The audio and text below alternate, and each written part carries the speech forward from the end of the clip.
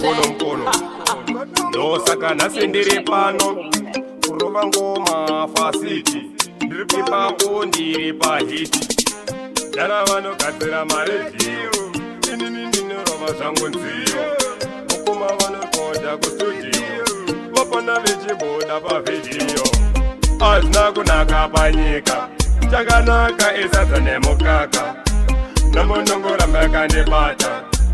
inofunga kuti ndakapata hazina kunaka panyika chakanaka isadza nemukaka namonongoramba yakandibata inofunga kuti ndakapata ndaite mukoma havaoni kutadza kunditengera foni